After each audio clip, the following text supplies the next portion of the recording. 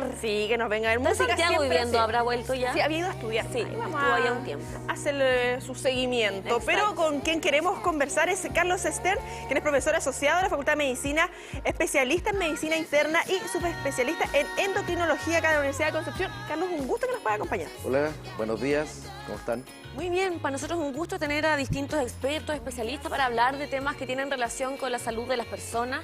Hoy día queremos directamente enfocarnos en lo que es la diabetes. Si pudiésemos hacer más o menos una definición de lo que significa esta enfermedad, sería súper bueno como para partir entonces situando a la gente sobre los síntomas, ¿verdad? Y qué es finalmente la diabetes.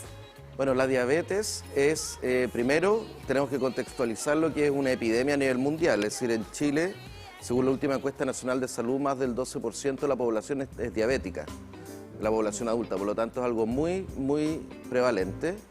¿Y qué es la diabetes? En el fondo, la diabetes es cuando el azúcar aumenta en la sangre, ¿ya? De esto pueden haber distintas causas. Una es que falta insulina, que es la hormona que regula la glicemia, en el fondo, que es el azúcar en la sangre. O lo más frecuente es que se produzca una resistencia a esta hormona por la obesidad y los factores ambientales que cada vez son más frecuentes, como el sedentarismo. Ahora el problema de la diabetes es que nos da muchos síntomas. Ya cuando da síntomas es cuando ya está muy avanzado, la glicemia, el azúcar está muy alta, y ahí los pacientes pueden orinar mucho, tomar mucha agua, bajar de peso, que es algo agudo. Pero la mayoría o el mayor porcentaje de los pacientes no tienen síntomas. Y ese es el problema, que es una enfermedad silenciosa, que uno le explica a los pacientes que es muy traicionera y silenciosa, porque puede pasar desapercibida muchos años. E incluso uno puede ser diabético más de 5 años sin saberlo. Y por lo tanto debutar ya con complicaciones crónicas, porque el tener el azúcar alta en la sangre va produciendo daño en las arterias, en el riñón, a nivel de la retina, por lo tanto en la visión, en los nervios, es decir, daña todo el organismo. Y podemos debutar con una complicación crónica y que ya si es crónica va a ser irreversible. Carlos, una enfermedad moderna, muchas veces se habla de acuerdo a los estilos de vida. Hace unas semanitas se habla por primera vez que un estudio vincula el consumo de sal con el riesgo de padecer diabetes. Lo que vamos aprendiendo también de esto, porque hemos hablado acá de estilos de vida saludables, la actividad física, pero tiene que ver y estrecha relación también con nuestra alimentación y qué estamos consumiendo actualmente como sociedad, con qué nos estamos alimentando. Exacto, absolutamente. Es decir, se ha visto este aumento exponencial de la diabetes por los estilos de vida de la sociedad moderna, con la obesidad, el sobrepeso. Hay que pensar que en obesidad y sobrepeso a nivel nacional casi 2/3 son obesos o tienen sobrepeso. Es decir, por lo tanto es muy significativo, y el sedentarismo más la obesidad y los malos hábitos de alimentación han llevado a esta epidemia de la diabetes y de otras enfermedades crónicas como son la hipertensión, claro, el aumento del colesterol, la enfermedad cardiovascular. Sería bueno que nos también comentes qué es lo que ocurre internamente con la glucosa, qué es lo que ocurre en nuestro organismo que hace efectivamente que vayamos padeciendo esta enfermedad tan silenciosamente y sin darnos cuenta. A ver, el azúcar tiene varios efectos. Bueno, primero es una de las fuentes de energía de nuestro organismo para, ¿no es cierto?, de las células de todo nuestro organismo para funcionar, pero cuando está sobre los niveles normales empieza a producir distintas reacciones que son inflamatorias para el organismo y producen daño a nivel celular. En distintas células empiezan a acumular mucho azúcar y la van dañando a largo plazo, lo cual produce este daño ya que es irreversible. Ya en el fondo es eso, que uno no se da cuenta, pero eso no significa que no exista. Bueno, tú señalabas una enfermedad silenciosa y ese es el llamado también que realizamos en cada oportunidad, hacerse los chequeos correspondientes, porque muchas veces pasan estos exámenes diarios, van a tomar la presión, van a pinchar el dedito, pero eso no es suficiente. Tenemos que realizar también estos procedimientos que nos indican a qué edad se recomiendan, de acuerdo también a lo que está pasando en nuestro país, y si hay relación también con nuestra genética, padres diabéticos, soy más propenso o netamente está relacionado a mi estilo de vida o tengo algún tipo de vínculo si mis padres son diabéticos. Efectivamente, bueno, los factores de riesgo o la genética es muy importante para esto. Si uno tiene los antecedentes, obviamente uno tiene mucho más riesgo de poder tener una de estas enfermedades. Ahora, como yo le explico a todos, en el fondo la genética no la podemos cambiar, claro. Lo que sí podemos cambiar son los hábitos. Y efectivamente se recomienda hacerse controles periódicos, ¿no es cierto?, chequeos, incluso a nivel del sistema público existe el EMPA, que en el fondo es la evaluación médica preventiva del adulto, Si uno tiene factores de riesgo también debería evaluarse antes de los 40 años, incluso antes si tiene obesidad o algunos otros factores de riesgo además. ¿Ya? Por lo tanto, sí, uno debería estarse chequeando. Y los pacientes diabéticos deberían controlarse, porque no porque se sientan bien, van a estar bien. Es decir, eso es súper importante. Sería bueno que comentemos también cuáles son los exámenes de rigor que debemos de realizarnos. ¿Es cada un año, cada 6 meses? ¿Cuál es el conducto regular para, obviamente, las muestras de sangre? ¿Y cuáles son efectivamente esos exámenes que debemos de realizarnos de manera, obviamente, o sea, digamos, todos los años o cada cuánto tiempo finalmente es necesario y prioritario realizarlo? De acuerdo a la edad, me imagino. De acuerdo Claro, a la edad, de acuerdo a los antecedentes familiares, Sí. como bien dice la Connie. Efectivamente, es súper variable porque va a depender de los factores de riesgo, de la edad, de los exámenes anteriores, qué tal están. Porque, por ejemplo, si uno tiene 30 años, hace exámenes y está la glicemia normal, función renal normal, no tiene por qué hacerse todos los años exámenes. Podrá hacérselos cada 5 años, distintos que uno tenga 40 o 50 años, que ahí tendrá que ser más periódico o Claro. que haya salido alguna alteración leve y vamos a tener que estarlo controlando, a ver si lo logramos revertir o no. Entonces es muy variable eso. A mí Va a me depender de retan todo siempre eso. los médicos cuando yo me hago el chequeo anual. Pero si todavía no tienes 30 años, ¿para qué te lo haces? Pero si no me preocupo yo, y como que yo quedo como, sí, pero es que Claro. igual quiero estar Claro, al lo que, tanto. lo que uno más se tiene que preocupar, más que solo hacerse exámenes, es cambiar el estilo de vida. Sí, Y po. mantener un estilo de vida saludable con hábitos de alimentación y ejercicio. Pues con eso es con lo que vamos a prevenir. Pues. Para Más no que ir a estar hacerse los haciendo el exámenes y quedarse tranquilo solamente. Claro. Exacto, es bueno también empezar desde chicos, desde chicas, los padres incentivar, ¿no? Estos estilos de vida saludables. Muchas veces como padres premiamos con dulces, o los cumpleaños es siempre con solo dulces. Y puro procesado. Claro, entonces cómo Exacto. cambiar también el estilo de vida desde pequeños para que obviamente vayamos previniendo estas enfermedades de lo más natural, ¿verdad? De una vida más consciente también. Exactamente, es decir, desde la infancia es cuando uno forma su hábito y a los adultos es muy difícil cambiárselo. Claro. Por lo tanto, efectivamente es una tarea de los padres lograr hacer eso y no premiar a los hijos con comida, como dices tú ya. Claro. Vamos entonces por todavía vamos a comprar hamburguesa.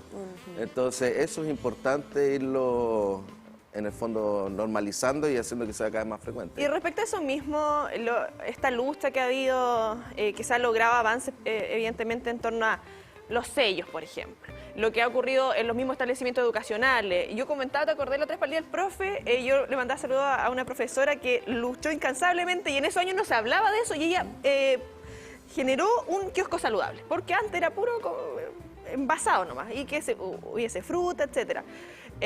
Y ahora lo que se ha luchado en todos estos años, que cómo se también ha llegado a la comunidad, porque muchas veces como que lo vemos distante, como que, sí, la diabetes, no, ya, metformina, listo, y los tratamientos, etcétera, etcétera. Pero como que no se le toma realmente el peso a que podemos evitar esto, porque como que uno dice, no, sí me va a dar igual, de una u otra forma. ¿Cómo ha sido ese camino también de generar esa conciencia en la comunidad y en cuanto también a la legislación o cómo se va apoyando de la mano? Sabemos que a veces las leyes van un poquito más lento que la sociedad. Sí, han ido más lento, pero sí ha tenido, o es útil en el fondo, el tema de los sellos, porque sí van llamando la atención. Eso cuando uno va a comprar y tiene 3, 4 sellos, obviamente que uno prefiere comprar el que tiene menos.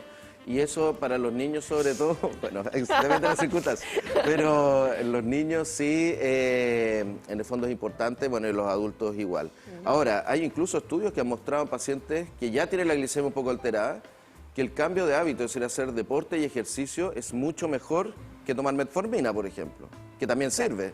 Pero claro, a la mayoría de la gente, ¿no es cierto?, las personas les dicen, bueno, mejor me tomo una tableta y sigo comiendo. Claro. Pero no es lo mismo, es decir, es mucho mejor y es mucho más útil cambiar los hábitos Sí.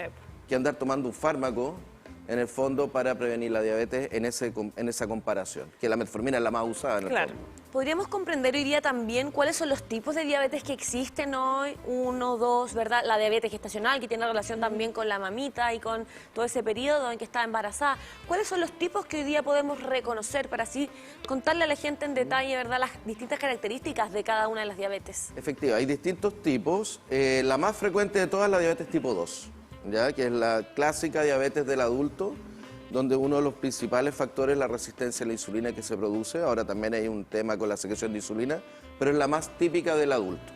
La diabetes tipo 1 es la clásica diabetes que es más juvenil o infantil, que también se puede dar en adultos, pero que es por un déficit de insulina solamente. ¿Ya? Generalmente de origen autoinmune, que uno produce una sustancia, unos anticuerpos que van y hacen que uno no pueda producir la insulina porque destruyen las células donde se produce. Después tenemos la diabetes gestacional, como tú comentabas, ¿no es cierto?, que es la diabetes que está asociada al embarazo. En el embarazo, el diagnóstico de diabetes es distinto que en la población no embarazada. Los cortes o los valores son distintos porque conlleva otro riesgo tener la glicemia o el azúcar alterada durante el embarazo, tanto para la madre como para la guagüita, para el feto. ¿Ya? Es decir, tener la glicemia alta en el embarazo puede producir consecuencias importantes en el embarazo, subir la presión, aumentar parto prematuro, por ejemplo, y en el recién nacido también produce consecuencias. Por lo tanto, ahí es muy importante mantener bien la glicemia. Y después tenemos un grupo grande que se llaman otros tipos de diabetes, donde ya puede ser alteraciones del páncreas, donde se produce la insulina, ¿no es cierto?, otras enfermedades genéticas, distintas causas que se van sumando dentro de este otro grupo. Que no son las tan no son, comunes. son menos comunes, exactamente. Muchas veces hablamos, o se indica constantemente los especialistas, estilos de vida, ejercicio, alimentación. ¿Es probable revertir estos índices en torno a si ya nos comprometemos 100% en cuanto a la alimentación, en cuanto al ejercicio? Tengo coloquialmente, el azúcar alta. ¿Puedo ir bajando esto con el tiempo y llegar a un momento, por ejemplo, a no depender de fármacos, que ya después esté como libre de diabetes? ¿Es real eso, de acuerdo a las últimas investigaciones? A ver, de poder se puede. Obviamente que los hábitos siempre son importantes porque son un pilar fundamental del tratamiento del paciente diabético. Y si no tenemos unos hábitos adecuados, es muy difícil poder controlar la diabetes con los fármacos. Es decir, los fármacos no van a suplir la alimentación. Es decir, aunque usemos los mejores fármacos, los más modernos, si seguimos comiendo dulce y chocolate y tomando alcohol en exceso y mucho hidrato de carbono, pan, papas, tallarines, mucho de eso, en el fondo va a ser muy difícil manejarlo. Por lo tanto, siempre tenemos que tener unos hábitos adecuados. Ahora, si una paciente o un paciente tiene mucho sobrepeso, ¿no es cierto?, y baja harto de peso, sí pudiese entrar en remisión de la diabetes. Eso lo podemos ver, por ejemplo, en pacientes con obesidad importante que se someten a una cirugía de la obesidad y que pueden entrar en remisión de la diabetes. En remisión, no en curación, porque después si vuelven a subir de peso pueden volver a presentar. Eso le pasó a mi padre, por ejemplo. Sobrepeso, diabetes, se tuvo que hacer digamos, la operación. El corcheteo. Y bajó entonces esta diabetes. Ahora, la importancia también del acompañamiento. No solamente de especialistas, por ejemplo, como nutricionistas, etcétera, en todo un proceso para llevar la diabetes, sino que también el proceso familiar. ¿Cuál es la importancia de la contención, tanto de la familia como de algunos expertos que vayan acompañándote en este proceso? Es muy importante porque, bueno, efectivamente la diabetes requiere un equipo multidisciplinario de nutricionistas, bueno, médicos, endocrinólogo, muchas veces psicólogo también, para manejar el tema de la ansiedad, ¿no es cierto?, y del tema de trastorno alimentario que muchas veces están asociados. Y de la familia absolutamente importante, porque si uno tiene un buen núcleo familiar y un apoyo importante, obviamente va a ser mucho más fácil poder seguir y poder en el fondo mantener los hábitos, que si uno no lo tiene. Es distinto que uno trate de hacer dieta, ¿no es cierto?, mantenerse ordenado y que llegue la señora o uno llegue a la casa y hay una torta. Con un pastelito. ¿No es cierto? Entonces obviamente que el apoyo familiar es importante, igual que en la adherencia a los fármacos. Cuando hay pacientes, por ejemplo, adultos mayores, que requieren de la asistencia familiar para poder usar sus tratamientos. Porque no pueden hacerse cargo ellos, o ellos no se pueden inyectar su insulina, o tomar sus fármacos, ¿no es cierto?, los tratamientos en forma ordenada, y ahí requieren tener el apoyo familiar. Y si uno no tiene un apoyo familiar adecuado, muchas veces uno no logra un buen control. Ya que señalas la insulina, a medida como se va agudizando la enfermedad, vamos requiriendo otro tipo de tratamientos. ¿Cómo estamos también en ese plano de la tecnología que nos viene a ayudar? Obviamente no queremos llegar a eso, pero de igual manera sabemos que hay personas que requieren de esto. ¿Cómo está el avance en torno a los tipos de tratamiento? Comentamos fuera de cámaras, hay medicamentos que se están haciendo populares por otras cosas, pero que tienen un sentido inicial respecto a bajar el azúcar, como se dice coloquialmente. ¿Cómo tenemos la variedad también en cuanto a los fármacos? Sí, en las últimas décadas la verdad que ha habido una cierta revolución en cuanto al tratamiento de la diabetes, que ha aumentado y se ha desarrollado muchísimo. Mucho, es decir, cuando yo estudiaba, no, así cuánto, pero no tantos no tantos años atrás, solo teníamos un par de alternativas de tratamiento. Cuando uno estudiaba, no eran muchas las alternativas, incluso dentro de las insulinas, teníamos 2 insulinas, después 3, y ahora ya tenemos por lo menos 6 o 7 tipos de insulina distintas, con distinta velocidad de acción, unas que suben más, otras que bajan menos. Sí, es para la mañana o la noche. En la noche, entonces tenemos muchas alternativas que simplifican mucho el tratamiento y disminuyen los riesgos. Y lo mismo los fármacos orales. Han ido aumentando y han salido grupos de fármacos que no solamente son beneficiosos para controlar la glicemia, el azúcar, sino que también protegen el riñón y disminuyen la mortalidad cardiovascular y disminuyen, por ejemplo, o estabilizan la insuficiencia cardíaca. Es decir, fármacos que incluso ahora ya recetan en algunos pacientes los cardiólogos, que no solamente en diabéticos, y en los nefrólogos también, porque son tan buenos para otros órganos que también se están usando en eso y que partieron siendo solo para la diabetes. Por lo tanto, tenemos una amplia gama de tratamientos y dependiendo del perfil o las características de cada paciente, vamos a usar uno u otro. Ahora, ese mismo fármaco que tú comentabas, ese grupo de fármacos, que son análogos, se llaman análogos de GLP-1, que es una hormona que tiene varios beneficios en cuanto al control del azúcar, pero también hace bajar de peso. Entonces, por lo tanto, está el boom de ese grupo de fármacos porque lo usan mucho para bajar de peso. Ahora, es verdad que también hay estudios en obesidad y se usan en obesidad. Ahora, cuando uno los usa, y un mensaje importante que uno tiene que tener, es que uno lo tiene que hacer en forma ordenada, con una evaluación médica, porque tiene contraindicaciones, no son inocuos. Es decir, son muy buenos, pero si uno los usa mal o en el paciente que no está indicado, puede tener riesgos que pueden ser severos. Hay muchas mamás y papás que hoy día nos ven y que nos acompañan en este contenido de todas las mañanas. ¿Qué pasa en el caso cuando nos dan el resultado de que algunos de nuestros pequeños, hijos, hijas, adolescentes, están padeciendo la diabetes? ¿Cuál es el conducto regular a seguir y cómo debemos de acompañar como padres, que probablemente quizás no padecemos la enfermedad, en este acompañamiento a nuestros hijos? Porque obviamente tienen que cambiar todo su estilo de vida, cómo hacer para obviamente orientarlos y tener la fortaleza de acompañarlos en este camino, que muchas veces va a ser complejo. Exacto. Bueno, eso es un tema muy importante, porque cuando un niño parte con diabetes tipo 1, en fondo, claro, empieza una enfermedad que no solamente es niño, sino que también es familiar, porque los papás van a estar muy encima. Exacto. Y tienen que estar encima del niño, porque obviamente que tiene riesgos esto. Y es una enfermedad que es para toda la vida. Por lo tanto, bueno, ahí lo bueno es que hay programas, ¿no es cierto? La diabetes tipo 1 es una enfermedad que está en el auge, en el GES. Por lo tanto, hay programas con nutricionistas, psicólogos, bueno, el médico que está acompañando al paciente y también a la familia, y hay apoyo de ese punto. Porque es una enfermedad que tiene que aprender a entender y a asimilar no solamente el paciente, sino que también el resto, los papás sobre todo. ¿Ya? Porque lo van a tener que estar acompañando y van a tener que estar educados en cuanto a la enfermedad, sobre todo cuando sea chico, porque ellos van a estar a cargo.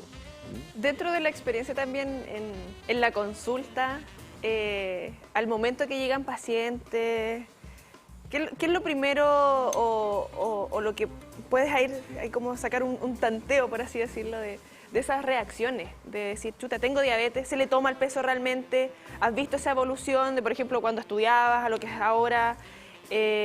¿Cómo ha cambiado también esa percepción de la ciudadanía al momento de llegar a la consulta? Porque es distinto cuando uno dice, ya me trato, pero cuando llegamos al especialista, como que hay una sensación distinta. ¿Has visto un cambio? Sí, es variable, también depende un poco de la personalidad de cada paciente y está el trabajo que uno tiene que hacer con ellos. Claro. Porque hay pacientes que por un lado llegan que no le toman mucha importancia y uno tiene que explicarles, ¿no es cierto?, ir enseñándoles lo que significa esto y los riesgos que tiene asociado. Y por otro lado llegan pacientes que llegan demasiado asustados y que también se van al otro extremo. Entonces ahí hay que irlos educando y equilibrando y dependiendo del perfil del paciente. Y eso, bueno, va en la actividad médica. En el fondo uno también al ir conversando, dándose cuenta que cuál es el perfil y cómo poder irlo ayudando, porque no todo no es una receta cocina. Entonces eso es lo entretenido de la profesión. Ahora, para ir finalizando, ¿qué es lo que puede ocurrir si finalmente nunca nos tratamos la diabetes? ¿A qué podemos llegar finalmente para tomar conciencia? Sí, bueno, a varias complicaciones que pueden ser muy graves, aumentando la mortalidad y aumentando también o empeorando la calidad de vida. Como por ejemplo insuficiencia renal. La principal causa de diálisis a nivel mundial es la diabetes. La principal causa de ceguera a nivel mundial es la diabetes. También, ¿no es cierto?, puede producirse tema vascular a nivel de las extremidades, heridas en los pies, lesiones en los pies, úlcera, infección, con requerimiento de amputaciones.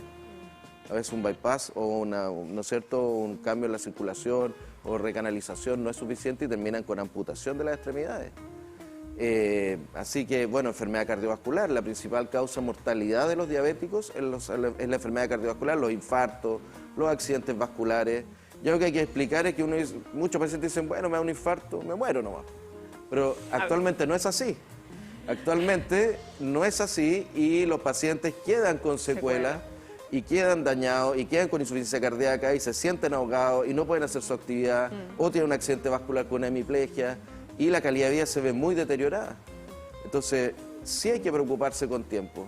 Yo siempre les explico, esto es como una cuenta de ahorro. Si uno se gana el quino y se lo gasta en 5 años, claro, pasa ahí súper bien. Es más fácil dejar Pero es más fácil dejar el azúcar, yo creo, ¿no? Pero Si hoy día estamos conversando. Pero después no vas a tener. En cambio, si uno se cuida, después cuando sea adulto mayor, va a tener una buena calidad de vida, que es lo que uno busca en el fondo. De todas maneras. Nos queremos quedar también con esa reflexión. Agradecerte que nos hayas podido acompañar. Aclarando también esto, acercando, es fundamental para nosotros poder acercar a los especialistas a la ciudadanía. Sabemos que muchas veces es más complejo poder entender estos temas, así que agradecerte por el tiempo también de acompañarnos. Muchas gracias a usted.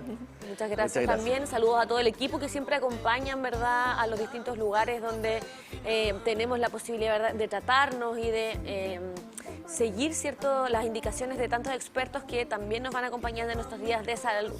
Nosotros nos vamos a una pausa comercial para ir a seguir con todo lo que nos queda en este día pensado para toda la gente que quiere disfrutar de el tema de salud, que es tan importante como nuestros días lunes. Cuéntame una cosa.